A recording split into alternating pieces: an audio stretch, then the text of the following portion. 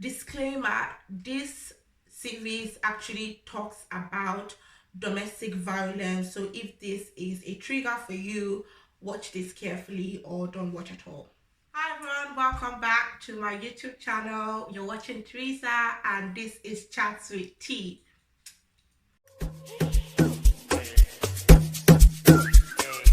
Don't be shy, they say you for.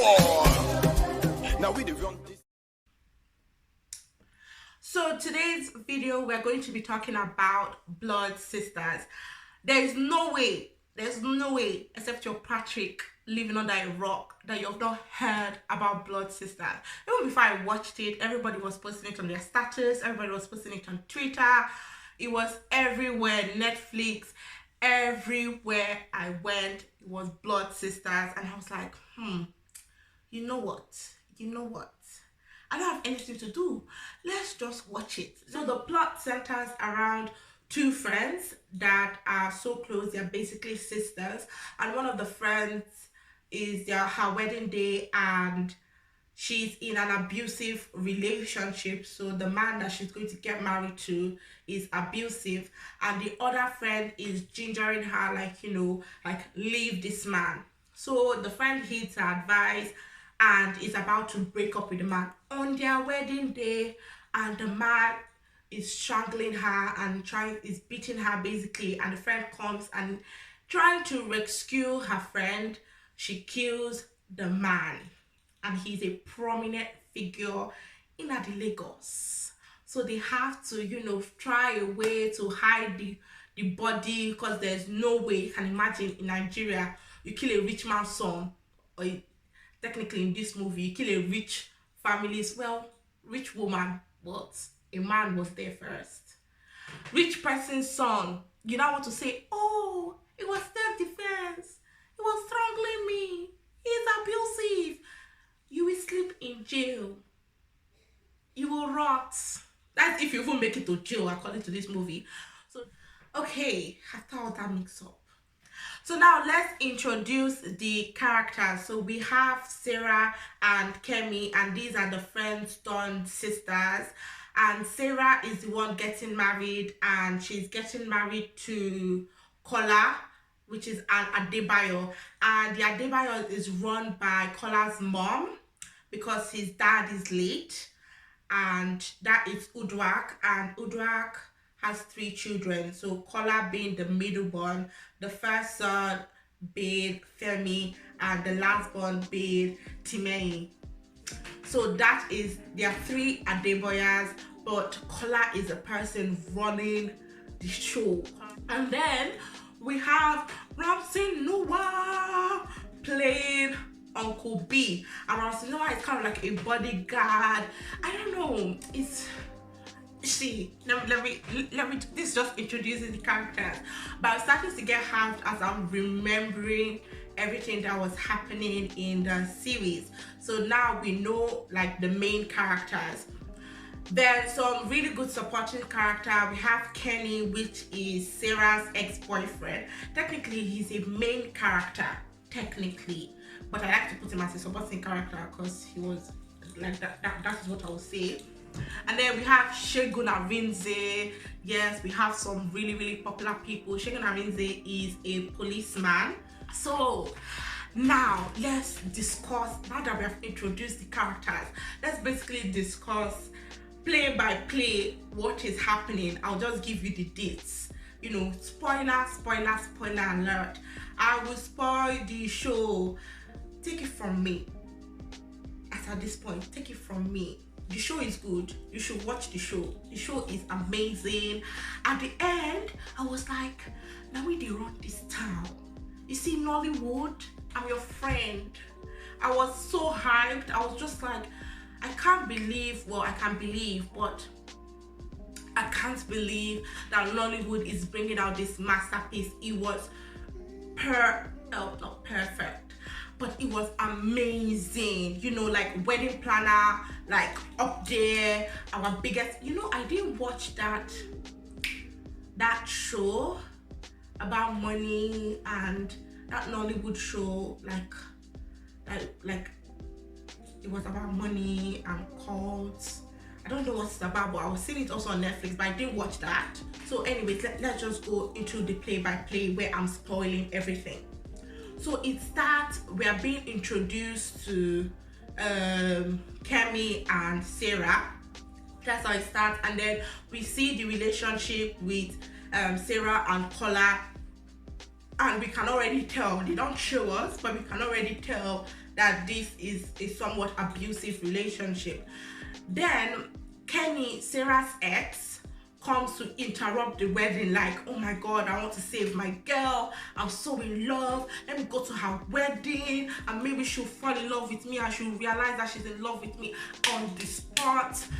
Idiot boy. Well, anyways, he's trying to save her, and because he comes, we get to find out how abusive Kola is, because as Kola sees Kenny, he takes Sarah upstairs to beat her, basically. So Kemi finds out that Kola beat Sarah, and Kemi's like, girl, I told you to leave this guy. They were speaking pidgin. I wanted to speak the pidgin, but let's time for us herself. So he's gingering her, and Sarah is like, okay, yes. She's trying to gather strength to leave him. She goes to tell her parents, she goes to tell her mom, and her mom is like, because of one slap, you want to ruin, because you know, the mother was already high.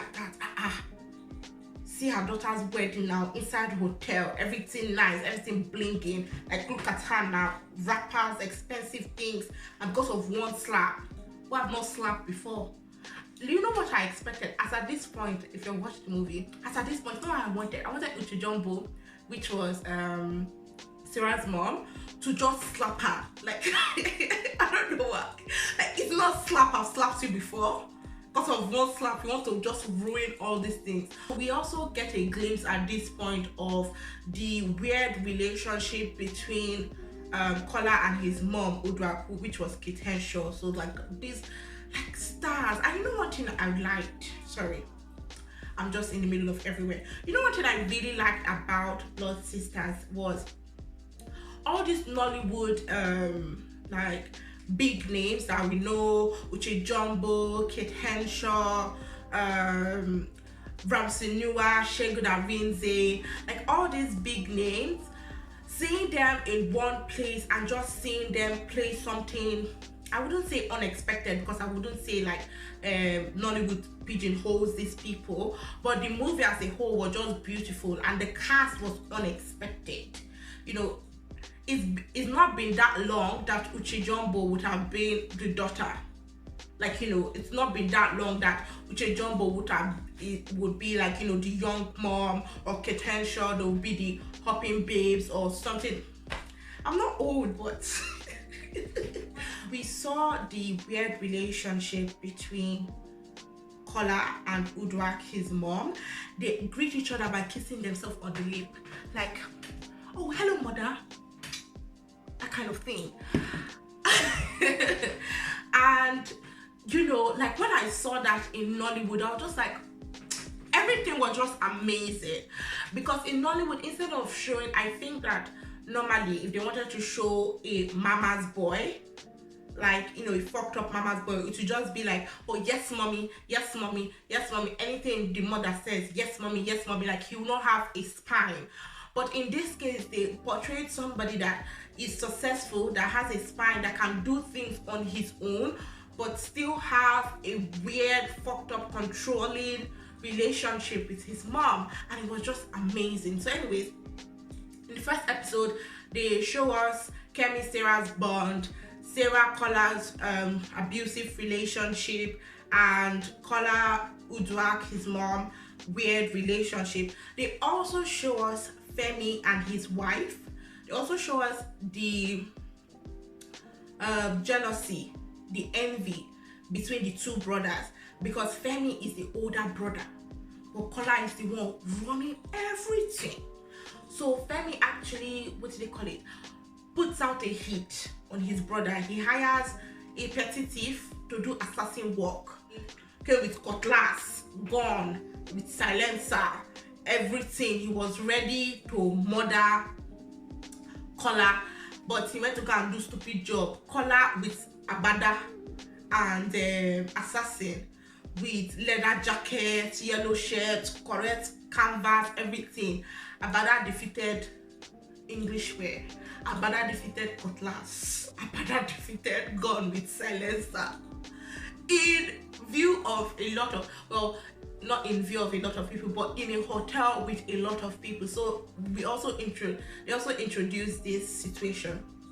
So anyways, fast forward, I've already told you guys that Kemi has murdered Kola in hopes to rescue her friend Sarah from Kola's grip. He was actually strangling her. So now they are now like, how we gonna do this one now? How will we get rid of this body so that we'll not rot in jail? So they find themselves, they carry the body to the car, they carry the body to go and bury it in shallow grave. Idiot girls. You know what I was thinking? I was just thinking of my sister, the serial killer, and I was just like, do you know what you need? You need an elder sister like the one in my sister, the serial killer, that will clean the crime scene, that will do it well. Let me tell you guys, this entire scene, like play by play of them killing, trying to looking for ideas how to get rid of the body, the getting rid of the body, it is pure cinema excellence. In these scenes, we see wonderful acting. So let me highlight so far at this point, wonderful acting. When when Sarah is breaking up with Kola, like the emotion that she puts into it, and she's crying, she's trying to hold back the tears, she can't believe what she's saying, and she's like, I can't do this anymore. Like she's ending things with Kola. I was watching my screen like, unbelievable. I was there. There was no break. There was nothing ruined the movie for me. Like nothing pulled me out of the scene. I was like, oh yeah, I'm watching a movie. I felt like I was watching somebody's life play out, and I was interacting with the movie in that way. So while everything is playing out, they're trying to, stay low. They find out that Kola is missing. Udwak, the mother, is happy that the wedding did not go on. She's happy, like, my son finally came to his senses and he has traveled, he has left this idiot girl that wants to come and marry into my family, that he has finally come to his senses. So she was happy. So the girls had like a day or two of reprieve before they finally found his body in the shallow grave and everything was unraveling. Let me just run through it. Let's see if I can run through it in 1 minute. So the girls, this is a 2 minutes countdown. So the girls carried the body from the room to bury it at a shallow grave in some area, but they don't do this successfully because a photographer takes a picture of them, and the photographer wants to blackmail them. If not, he will release these pictures. So the girls emptied their bank account, that is Kemi and Sarah, they emptied their bank account to pay this photographer man. And the photographer man is like, no, I want more money as a blackmailer. And the girls are like, you know what? We have killed once, we're gonna kill again. My sister, the serial killer vibes again. So they try to kill the photographer man, but because they are not killers, they don't successfully do it properly the first time. Then they do it well, they killed him, the man died. When everybody found out that this photographer died, nobody cared about him because he was like, no, poor man died in the middle of nowhere in Lagos another day. So that's one part that is happening. Udwak is rejoicing because she thinks that Kola has left this church rats and he has come to his senses and he just traveled. But this is before police and dogs find the shallow grave and they find Kola's body, and then they find out that he's dead. So as they find out that he's dead, for some reason, hotel now have CCTV, where it was a big hotel, and the CCTV was working. So they gave the CCTV footage to police. Police now saw it and saw those girls carrying something and putting it in their boots and driving out. And I say, hey, so these are our killers. So they ran to go and find the girls, but the girls have already escaped. Kemi was a ginger rat. The girl was just on point. She was like, I don't want to go jail. but still being sisterly to Sarah, because you know they're friends and they're sisters. Everything, cinematography, everything there was perfect. So they run and they go to some place very, very rural on top water. Uncle B is a bodyguard for the family. Oh my god, that's 2 minutes. Let's just give ourselves 1 more minute. Uncle B is a bodyguard for the family. So Uncle B is a bodyguard for the family. So Uncle B was sent to find the girls. He found the girls at the shut up. He found the girls. He found the girls at whatever place that they went to in Lagos, and there was a lot of action. Do. Anyways, they escape. Oh yes, even that guy with big hair, he makes a cameo in the film. They steal his car. They steal his car. You know, basically they're on the run from police and whatever, and they go through trials and temptation. They even met an organ harvester. Can you imagine? There were just twists and turns, and as they were running, Ransinoa the bodyguard was following them so that the family would catch them. No makeup. I had to just, hey, Nollywood. People are waking up from the bed, full face of makeup. They are fighting in their full face of makeup. Every girl has full gardening, full face of makeup. I was just so happy. These girls, they were on the run, and they looked like girls on the run. Battered lips, ashy lips. They did not give them Vaseline. I was like, yes. Then we need to have a separate section for Timei, the real actor. She came there. She was like, this is my show. It's my time to shine. I will show you people. They directed her perfectly. Her acting skills was well complimented. At the end of the series, like Timei like carried it. Because Nollywood, sometimes they'll make like good intros. The middle will be, okay, yeah, a lot is happening here. And this was, so the same Blood Sisters, a lot was happening in the middle. And then the end will just be like, eh. But the end was amazing. But I also have my own criticism. Very minute.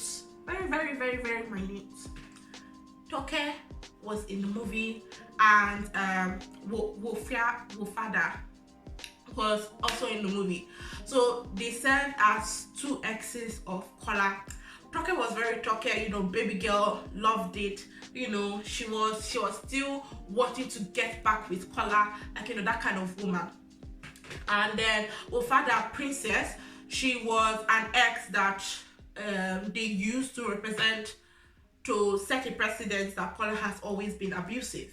The scene that Toke insinuates that there might have been something unseemly, or like Kola can be abusive, or Kola is a monster, like that particular scene. Why was Toke wearing makeup? Please, like that was just like one thing. I was just like, she was in her house. I get it, like she was a fly girl, you know, she's hot popping, but why was she wearing full face with eyelashes? That is very minute, but it takes me away from the movie.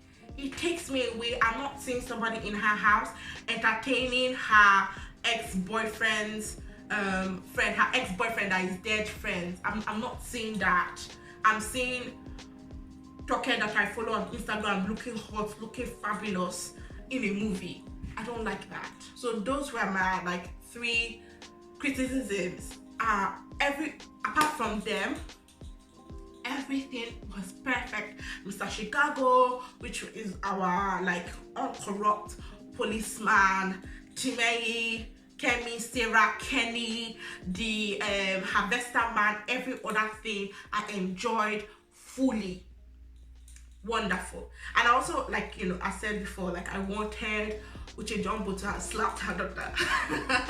Like, is it because of this slap that as I slapped you, that don't you want to be my daughter? Like, that would have been, I was expecting that. It was okay that that didn't happen, but I was sure expecting that. So out of 10, shall we rate this? I want to give this an 8 out of 10. I don't know why I'm being stingy. Low-key a 9 out of 10, but just room for improvement. You know, I thoroughly enjoyed it. I thought it was perfect. But let's give this series, Blood Sisters, on Netflix, available on Netflix, an 8 out of 10. Thank you guys for listening to my ramblings and my discussion and my spoilers about Blood Sisters, which is on Netflix. Go and watch it. Go and check it out. Thank you for listening to me. You are watching Teresa on ChatsWithT.